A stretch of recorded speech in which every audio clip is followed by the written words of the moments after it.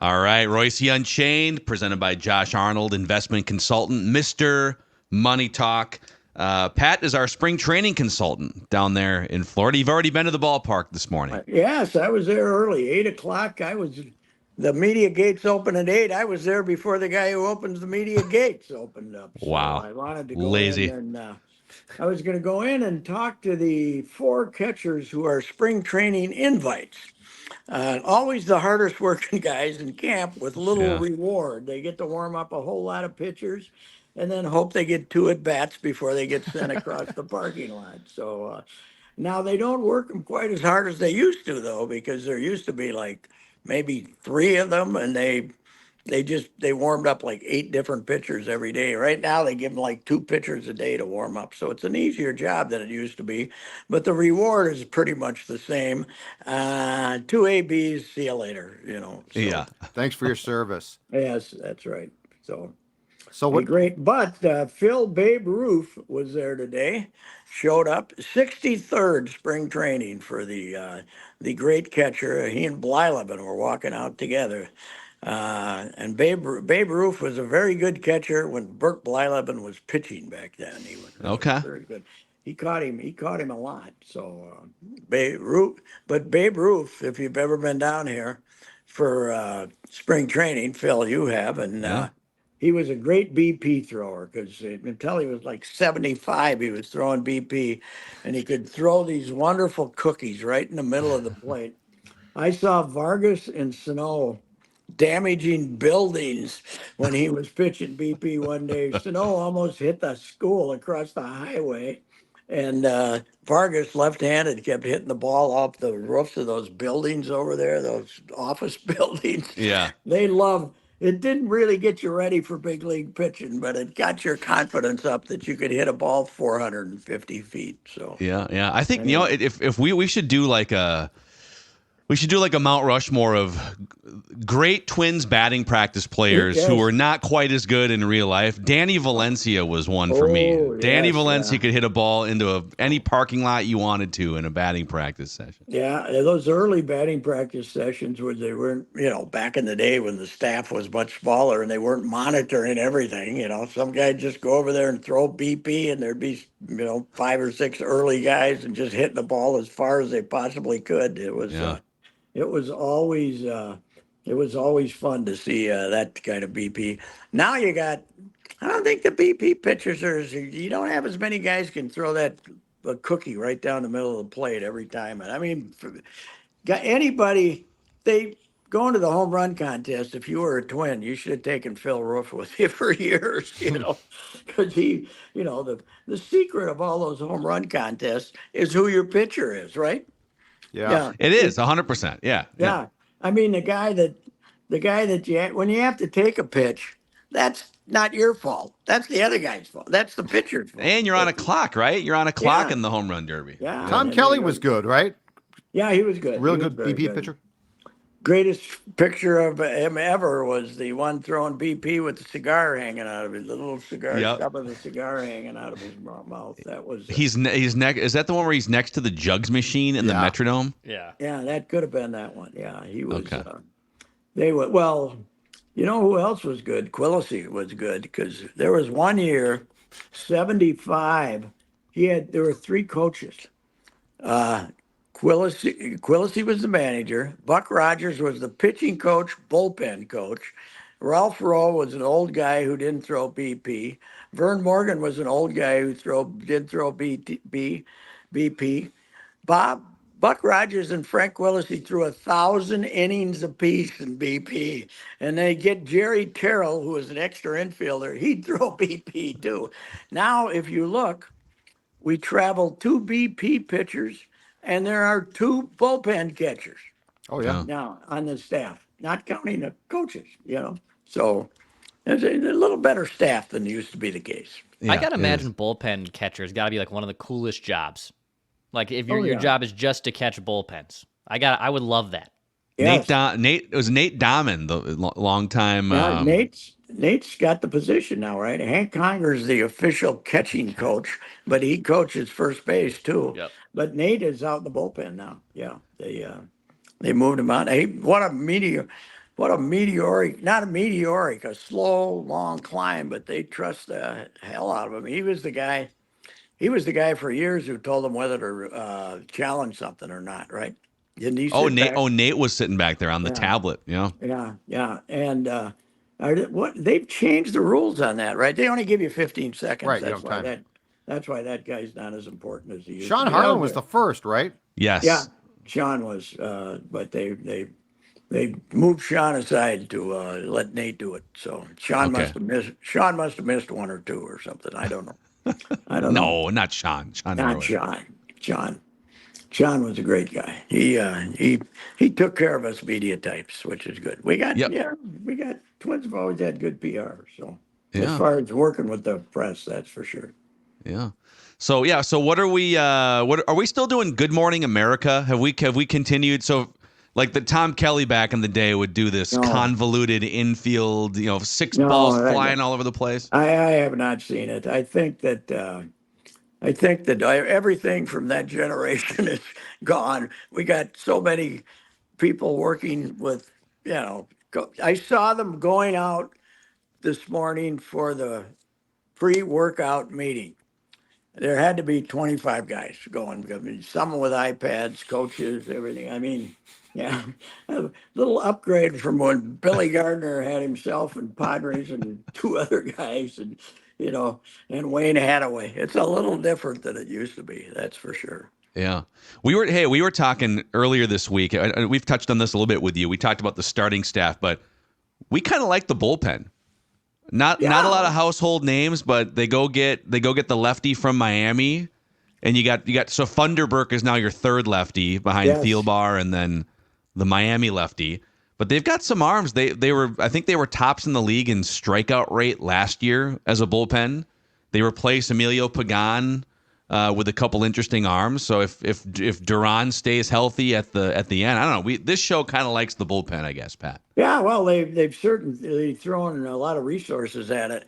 What is interesting, though, is, you think about them running that St. Paul shuffle back and forth, but a lot of these guys are stuck, right? Because they'd have to go through waivers again if you send them down. I mean, about 3 or 4 of these guys are big leaguers who they claimed on waivers, and if they're in St. Paul and you want to bring them back, they got to go through waivers again, don't they? I think they do. So it's not going to be as easy to run the Chris Archer shuffle as it used to be when he'd give you 3 1/3 and then he'd have to bring 2 relievers over from St. Paul. That's not you're really valuable in as a reliever these days if you have options so they can run you back 4 or 5. I think the limit's 5 times, right, a year. And, Is it 5 now? Yeah. Well, Yeah, it's complicated because there's like in. there's season options, but then there's like in season options now too, right? You could only, I think last year they switched it to, you could only recall a guy 5 times. Okay. So, when you say someone's out of options, it could mean that because there's the like you have to once you hit like 3 seasons worth of being optioned, then you're whatever it is, then you're out of options. Yes. But then there's in the middle of a season if you've been optioned X amount of times. yeah, well, I don't know though. Maybe I'm wrong.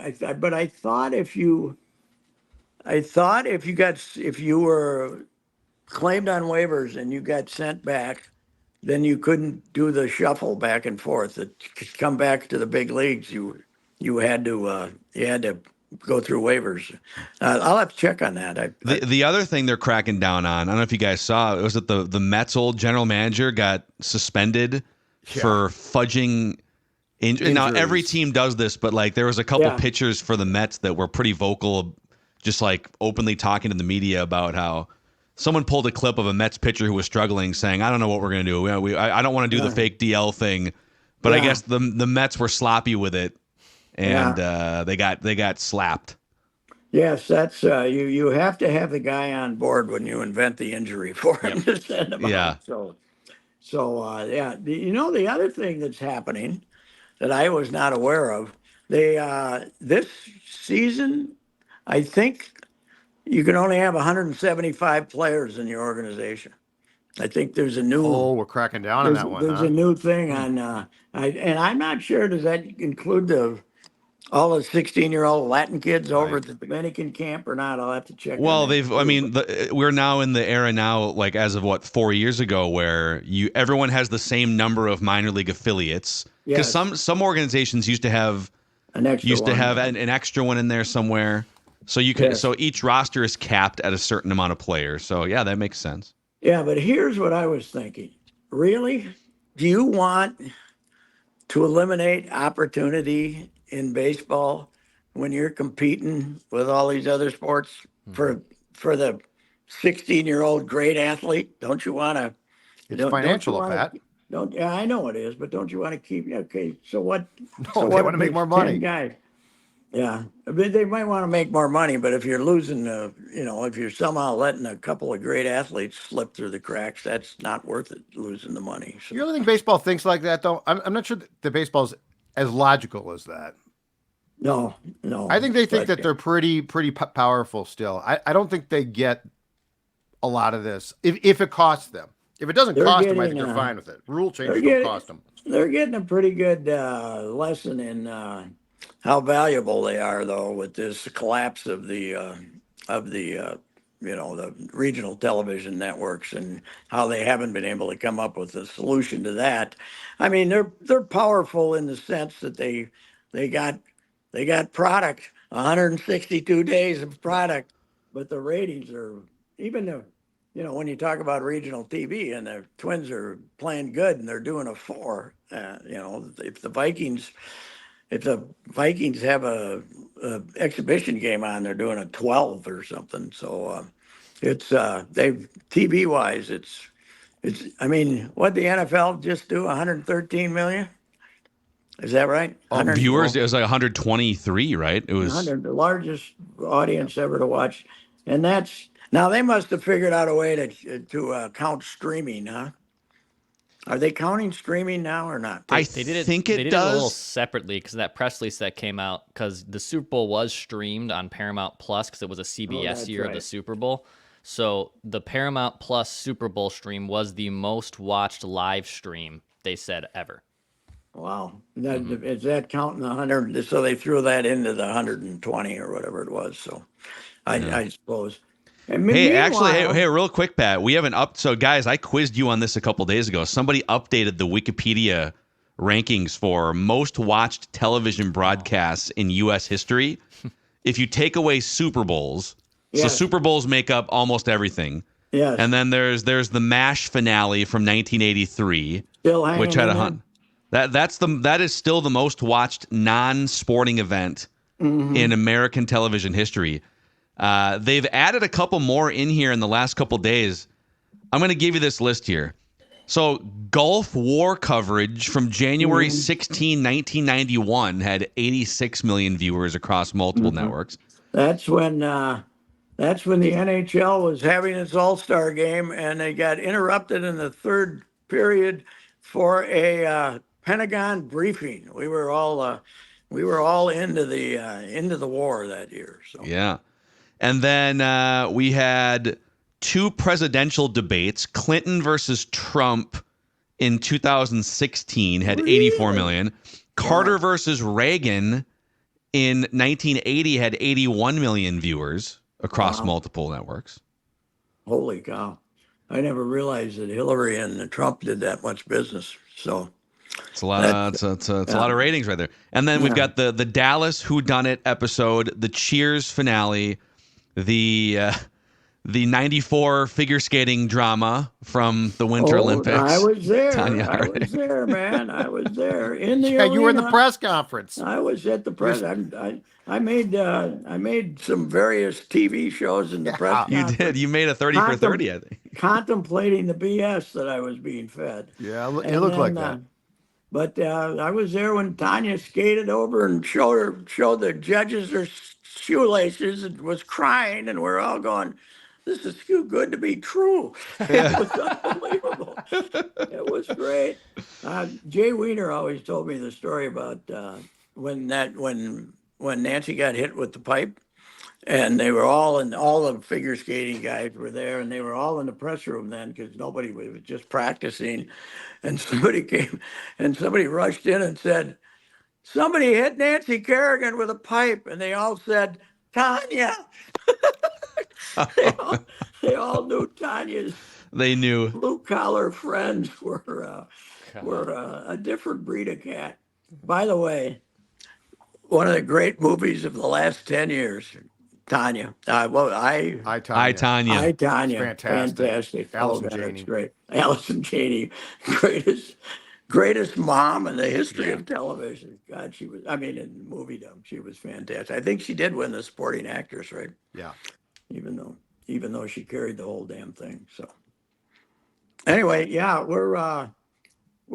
got a lot of arms, that's for sure. And bullpen, yeah, the bullpen's going to be good. That's why I think they ought to let Louis Varland try to be a starter for a while here, and because they're going to need him there. We can't go back to they taught themselves a lesson.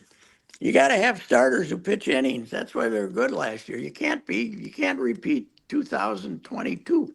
You're going to end up right back where you were. 78 and 84, something like that.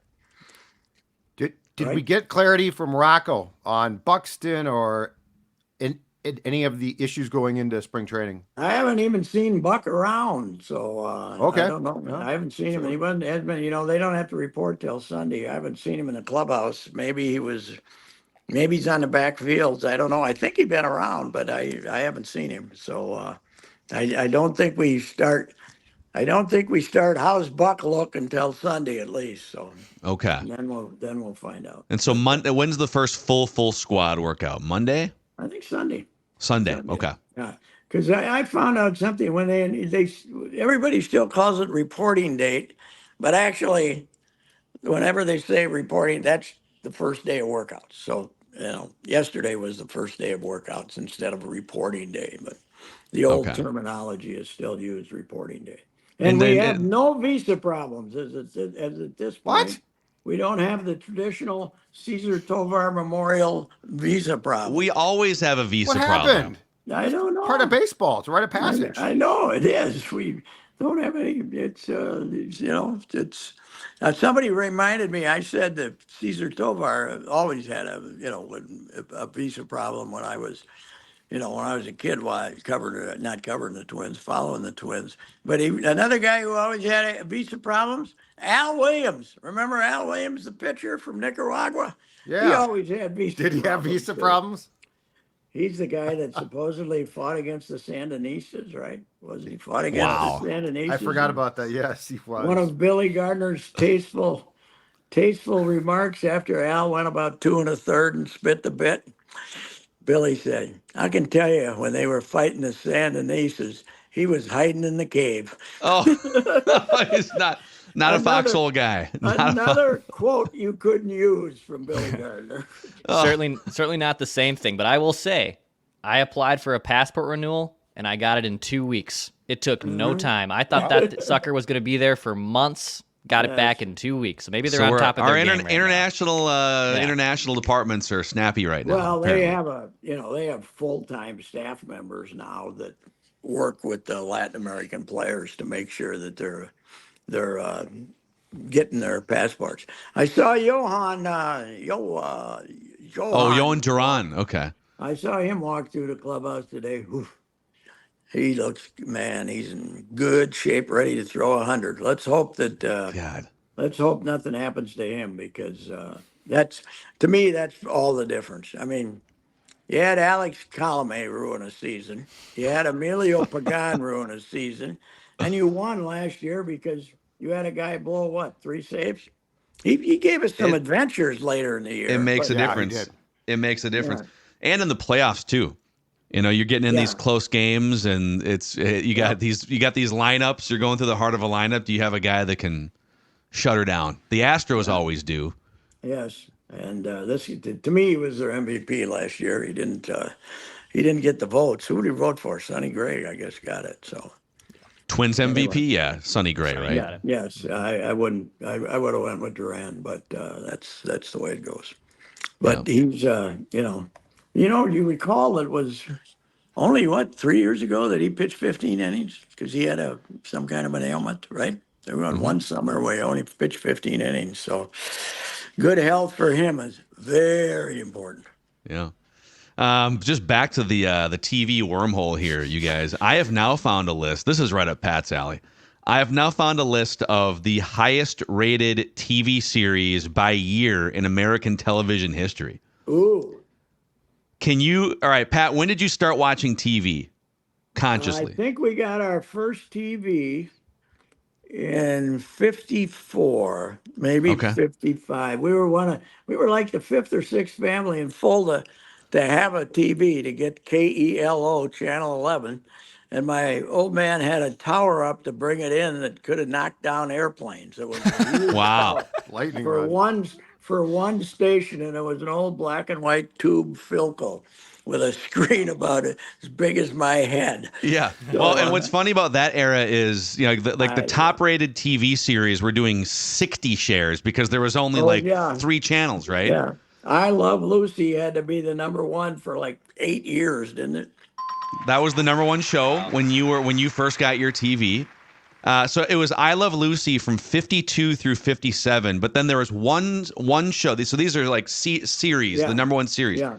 There was one show that broke up the I Love Lucy dynasty in 1955-56.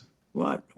The Honeymooners? The $64,000 question. Oh, really? Yeah. that was rigged, right? It was rigged, but then Charles Van Dorn was the scandal revolved around right. Charles Van Dorn. They were feeding him the answers, and that was bigger than any political scandal. We were very upset at Charles Van Dorn. How was it? Was Hit Parade ever the winner there? Hit Parade was huge. Where's Bonanza? But so Bonanza had a nice dynasty from 1964 through 67 after Gunsmoke and the Beverly Hillbillies took over the number one. Wow. Yeah. You guys watch some bad TV, Reusse. You know who who was I talking to? I think it's Austin Martin's fiance, or his almost fiance. She's got kind of a old hokey name, and her last name's Clampett. I said, Oh, she's so right Judd on. Clampett's. She could have been in the Beverly Hillbillies. Wow. Wait, did you say almost fiance? Did he? I don't think Are you spilling the beans here? He's with her, but he hasn't. I don't think he's. I think he hasn't ponied up the ring yet. I don't. He doesn't have the ring yet. Okay. No. So I don't want you to spoil the surprise if he told you that he's. No, but She watches too. He's gonna hit a walk-off homer and propose. And they could be the Beverly Hillbillies family because his mother's name is Daisy. Okay. Wow. And he's almost engaged to a Clampett. It's right out of the Beverly Hillbillies. He can laugh about it. He says, not only is her first name Daisy, her middle name's Esther. Yeah. Wow. Daisy Esther Clampett. Daisy Esther. No, she's not Clampett. She's I don't know. She's got some other last name. Oh, Clampett's the girlfriend. So. Got it. Yeah. Anyway. So, well, I'm glad we covered a lot of ground here today, Pat. Yes. We'll do it again tomorrow. Reusse Unchained. All right. See ya. Bye. All right. See you, Pat. By the way, a shout out to our friends at Zero Res, helping to deep clean our homes here. If all you really do is vacuum and light dusting, maybe it's time to call Zero Res and ask for the Score North special, which is 3 rooms, 0 resified, starting at just $119 and a free hallway. Also, take $75 off when you get your air ducts Zero Res clean. That's 952-0-RES or zeroresminnesota.com and say you want the Score North special. Spell it forward or backwards. It spells the same, Zero Res.